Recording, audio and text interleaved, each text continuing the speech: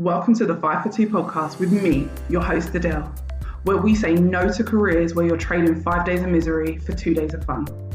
A place we discuss all things career, confidence, and money moves.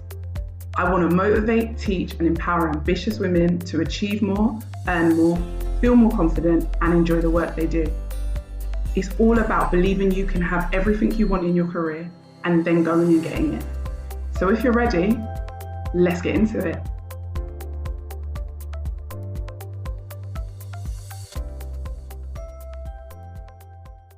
Hi everyone! I am so excited to dive into this topic. It is one of the most frequently asked questions I get and is the thing I work most with my clients. So industry changes that don't require a step back. Just to be clear, no industry change ever requires you to step down or step backwards. You're not leaving anything behind, but I am just so into diving into this topic. I recently did an interview on her next career move with Jasmine Escalara, and we spoke all about this, and we spoke about my personal journey, and we touched a little bit on my client. But today's episode is fully inspired by my client.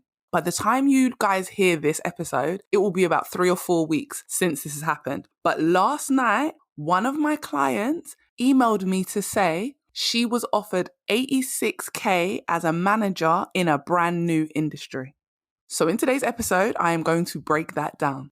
My client has been working in the healthcare industry for over 18 years. She is good at her job. She knows her job in and out, but she just stopped enjoying it. It isn't the dream job. You know, the job that we all wish we could do, but we think we can't get it? Well, that's the job she wanted, but it's not the job she had. She'd already exhausted all the different areas of healthcare. She wasn't currently in management, but she was a senior member of staff, but she wanted to change industry. She was looking into lots of different things, whether that was tech, sales, just different industries. And I'm glad to report that, like I said last night, not only did she change industry without having the right experience or the qualifications, so she's gone from healthcare to hospitality, she also got a promotion. So for everyone listening who feels like when you change industry, you need to step back, she's gone up in her role and been promoted to a manager in an industry she's never worked in. So we're saying she's gone from healthcare to hospitality with a promotion, and she's gone from being on 75K to 86K. And that's just the offer. Can we be clear that the message she sent me was, I'm so excited to tell you, Adele, I've just been offered a hospitality manager role. The salary's 86K, but I want to negotiate because I think I can get more and I should be on more. Now, this is what I'm talking about. When my clients work with me and create your own lane, this is what we do. My clients start off from places where this client specifically didn't feel like she was going to be able to get a higher paying position because she doesn't have a degree.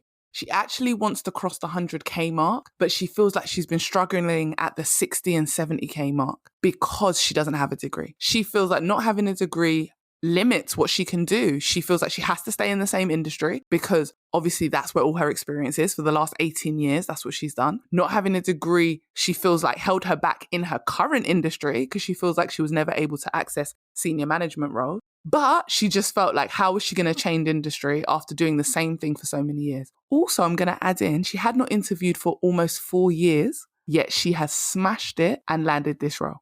Your lack of experience, lack of qualifications are not an issue unless you make it one. They are honestly not an issue for a career upgrade or a total industry change.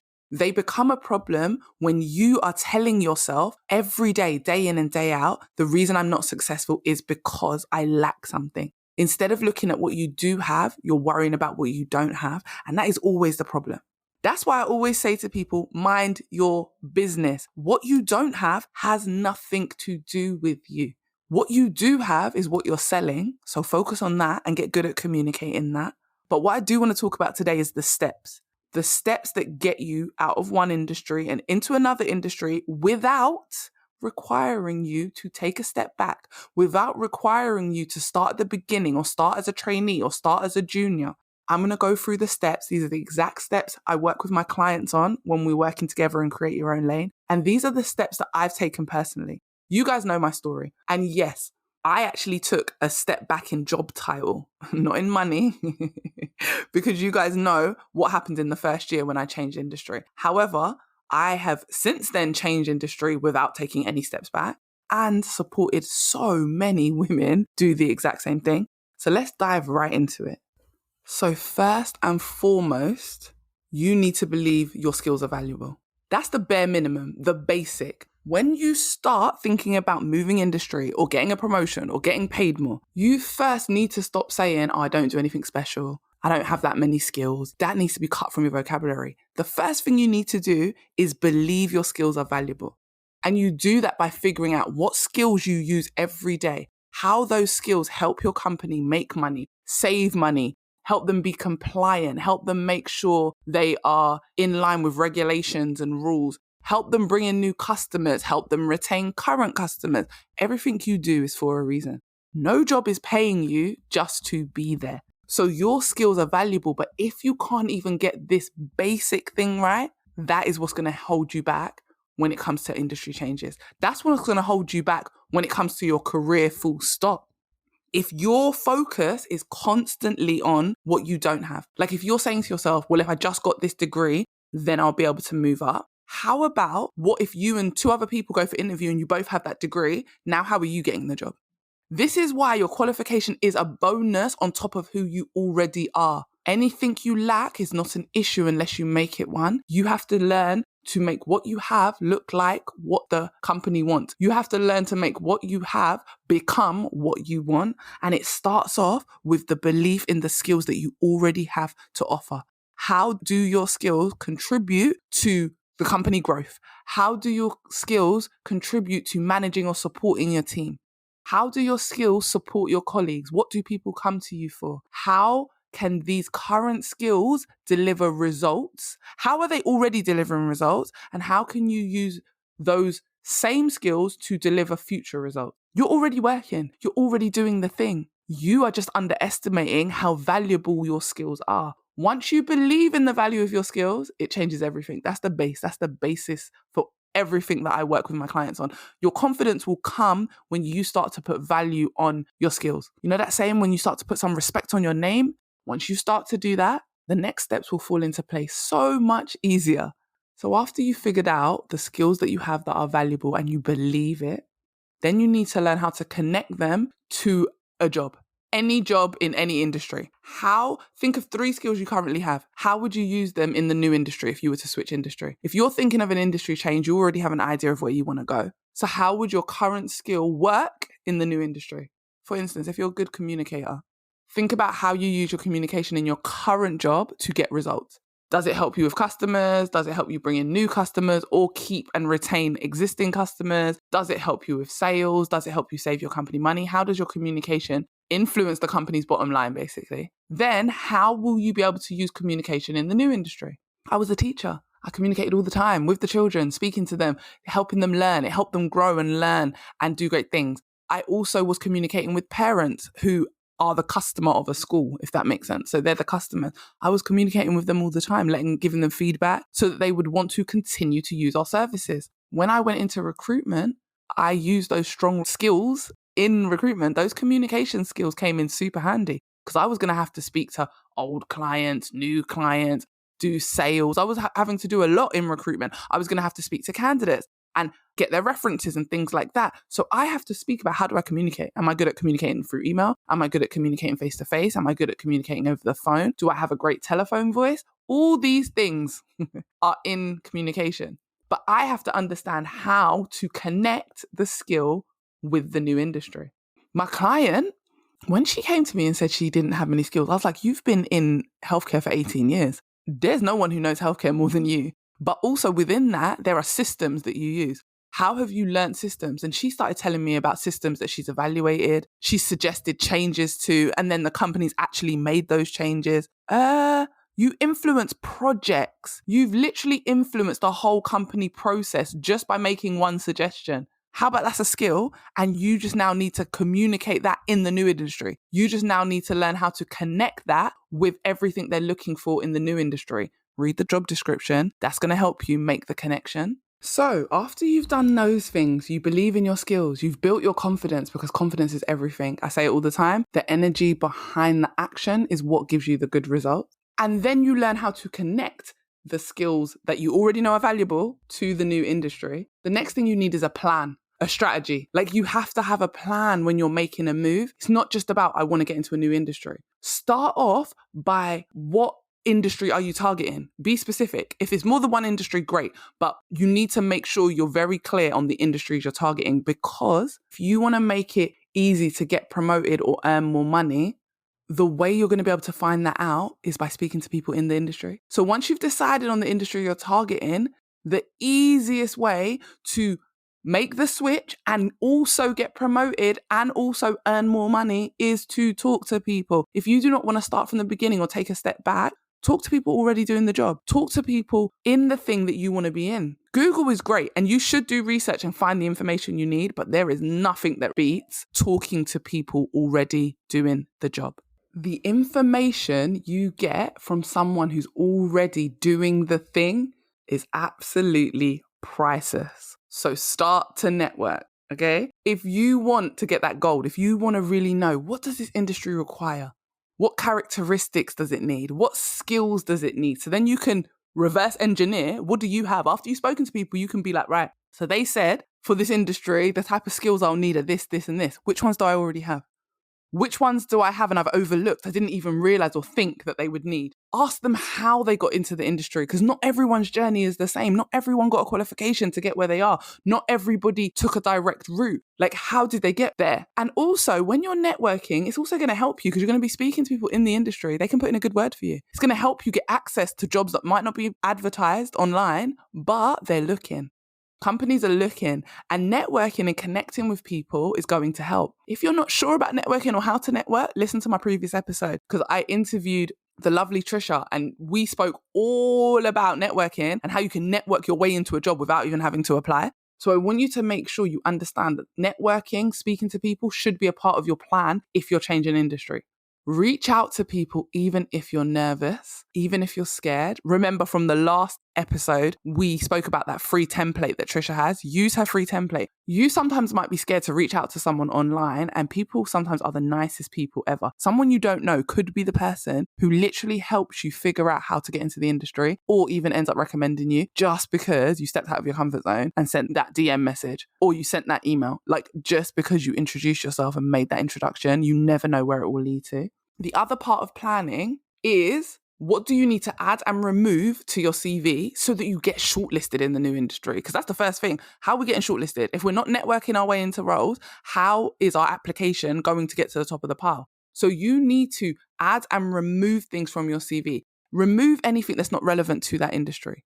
Keep in anything that you can show a connection between what you already have done and the new industry. Spoiler alert, job description. It's always the job description. I feel like that's always the answer. Get the job description, go through it. What do they need? What is similar to what you've already done in the past? And what is the same? Because sometimes, even when it's an industry change, there are things that are exactly the same. When I was in teaching, I wrote reports. When I went into HR, I had to run reports. Same thing, writing reports, both industries. So some things will be almost exactly the same, just different industry. And some things will be similar and some things will be totally different. But you don't need to have done 100% of the job. Even people in the industry have not done 100% of the job. I've been a recruiter for 14 years. I guarantee there's things that I haven't done, because there's other companies that do things differently. There's systems that I've never worked with because we just didn't have that in the companies that I worked for. It doesn't matter if you're even already in the industry with the experience. There is always things you haven't done. So therefore, it's no different when you change industry. Some stuff on the job description will make sense, some stuff won't. The last thing, a part of your planning, are you confident about communicating your skills and the results that they have and that they've had and will continue to deliver? So I'm going to say that again. Are you confident communicating your skills and the results that they've provided and the results they will continue to deliver? Can you give examples and scenarios, especially for those damn tell me about yourself questions that you know you're going to get when you go to interview? They are going to definitely say, tell me about a time when. So if you want to answer those questions, are you confident communicating the results that your skills deliver? And that takes you back to the very first thing I said. You need to believe in your skills and believe that they are valuable. Once you understand their value, then you can communicate how they have previously delivered results and how they will continue to deliver results. That's how you sell potential. And when I talk about skills, I'm not just talking about listing, hardworking, organized. No, flexible, adaptable. Great. Prove it. Show, don't just tell. So how are you going to prove that you've got those skills? You should be able to give examples. Like, if I'm a good communicator, that has helped my company in the last 2 months bring on 10 new clients because I'm really comfortable speaking to people at every level. What I did was, and then explain exactly what you did. So you should be able to talk about each skill you have in detail. If you can't, then it might not be your strongest skill. Or you're just over here doubting yourself and you need some support. A lot of the times when my clients come to me and we work together in my one-to-one coaching program, the thing that I notice the most is that they doubt that the skill is valuable, or they doubt that they're good at it. And then once we dive in and I start asking certain questions, they're like, oh yeah, I've done that and I did X, Y, Z. And then they start remembering 100 stories of a time when they use communication to get what they want. They use the fact that people like them to get what they want. They remember that customers always say, oh, when you're not in, I hate dealing with anyone else. They remember all these things because we dig deep. Because if you want to create a career that you enjoy and you want to step into your own lane, you have to believe in the skills you already have. If you want the money, you want a little bit more freedom, and you want to not have to deal with all these toxic bosses and people that you don't want to be around, it starts with you and your belief in what you already have. And then from that belief, how you then go ahead and connect all the skills you have with the industry. Last but not least, the thing I want you to understand that you need to get comfortable and confident speaking about is money. You have to start being able to speak about the money you want. Do you believe you deserve the money you want? And are you willing to risk a job because it is not offering the money that you want? A lot of you, that's the main thing. Are you willing to say no and turn down a job? It might be paying well. It might be in the industry you want, but it is not giving you the money you want. Are you willing to say deuces? Peace out. This ain't for me. Kick rocks. I can say 100 different things, but sayonara, whatever you want to say, bye. We're not doing that. A lot of you aren't willing to do that. And that right there shows that you're not confident in what you have to offer, shows that you don't believe in the skills that you're bringing to the table, and that you're still doubting yourself somewhere. Somewhere inside, you're not 100% believing that if this job isn't giving you what you want, you can go and find somewhere else that will. My current client, the reason she wants to negotiate that 86,000, even though it's 11K more than what she was on in an industry that she'd been in for 18 years. And let's just be clear, a lot of you have been doing the same job for years and are scared to even negotiate in your current industry. Imagine you've got all that experience and you're not even willing to or confident enough to ask for more money in your current industry. But my client's over here getting that money in a whole new industry, something she's never ever done before, and she's got an 11K pay rise. The reason she wants to negotiate it is because she did the thing that I always say, do not do. This is the thing I say all the time, do not give a range. Do not say I want between this and this, because they will offer you the lowest end. Or they'll offer you somewhere like in the middle, which is rare, but sometimes they will. Do not give a range, give the amount you want. She wanted 115K. I know that. So between 105 and 115 she was looking for. So we said 115. If they ask you what you're looking for, you say 115. And if they say, what's your minimum that you'll take? You say 115. You repeat the same number. If I want 100K and someone says to me, but what's the minimum you'll take? Oh, 100K. Because my minimum is my minimum. It's 100K because that's what I want. It shouldn't be lower than what you want. And to be honest with you, if you want 100K, you should be asking for 110. That's why my client was originally asking for 115, because she wants 100K. But they said to her, what's your minimum? She said she wants 115. They said, what's your minimum? She said 86. Guess what they heard? You don't think you're worth 115. You think you're worth 86. Guess what they offered her? 86,000. So now we've got the work of negotiating. Guess what? Had she asked for more and told them her minimum was 110, even if she had said, I want 115 and my minimum is 110, it's still 10K more than what she wanted. And guess what? If they had then given her the 110, because that's what she asked for, she would have been way better off. This job is paying between 76,000 and 117. Now, she could contemplate and say, well, I've never done the job before, so even them giving me 86 is a lot. But how weird is it that they didn't offer her 76, the lowest end, even though she's making a whole change, she's getting a promotion because she's going to be a manager, and it's an industry she's never worked in before. They still offered her more than the lowest end of their salary band, but they only offered her what she asked for. She told them her minimum was 86, so they gave her her minimum. Now, when a company does that, they expect you to come back and do a little negotiating, Because it wasn't like she told them that's what she was looking for. She already told them what she was looking for. But now she's got a massive job between 86,000 and 115. Because why are you giving them such a big range? So what popped into my head was she needs to ask for 96 or 102,000. Actually, I'm going to be really honest with you. She probably needs to just ask for 105, because from there, if they negotiate her down, she will end up around where she wants to be, but definitely better off than the 86,000. So she got an 11K pay rise because she asked for more than she was previously on, which is great, but she gave them a minimum. Don't do that. So I'm telling you, my advice is never to give a range. And if someone asks you for a range, like they ask you, but what's your minimum? If you say 100K and they say, what's your minimum? You say 100K again. They may be shocked. They may even laugh. But you stand firm on your number. Because when you don't stand firm and you waver, guess what they hear?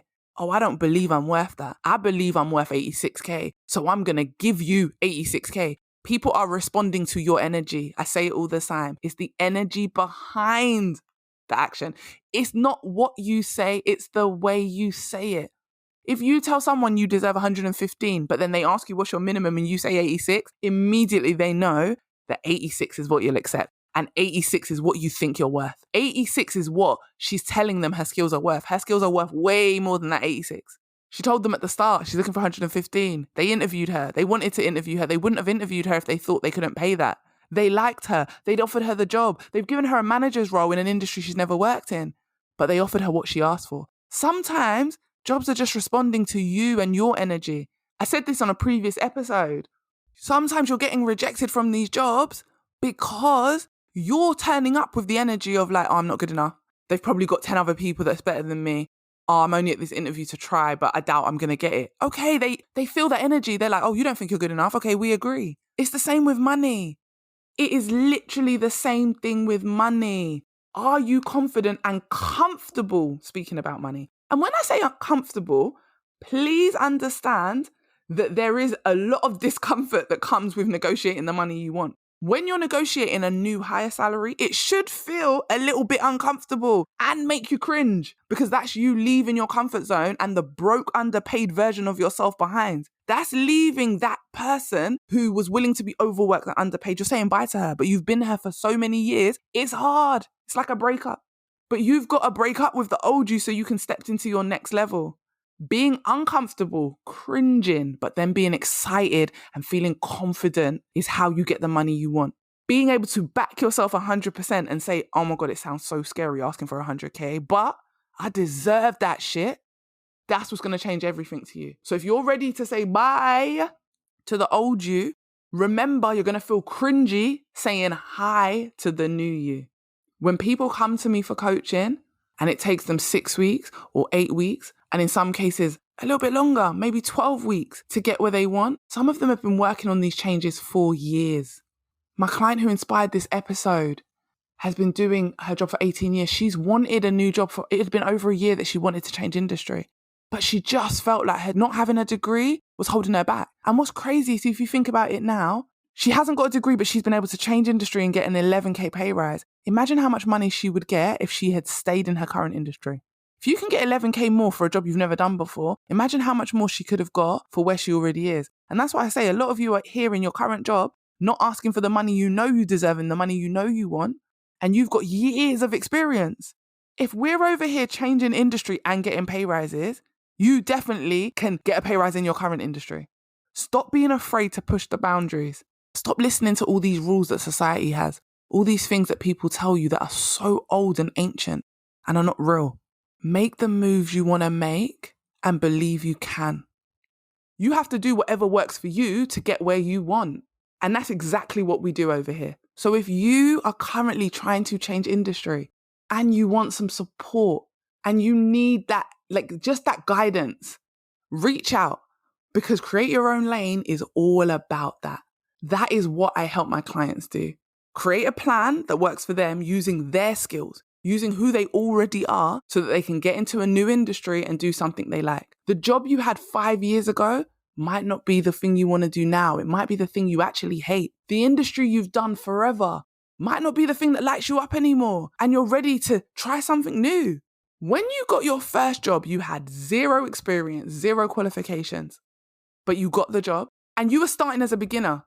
And when you go to your new industry, you're not a beginner anymore. Yes, you have to be willing to be in a beginner energy because of the simple fact that there's a lot to learn in that new industry, but you are not a beginner. You are not starting fresh. When you move industries, you are not starting over, you are starting better. If you didn't catch that, you are not starting over, you are starting better.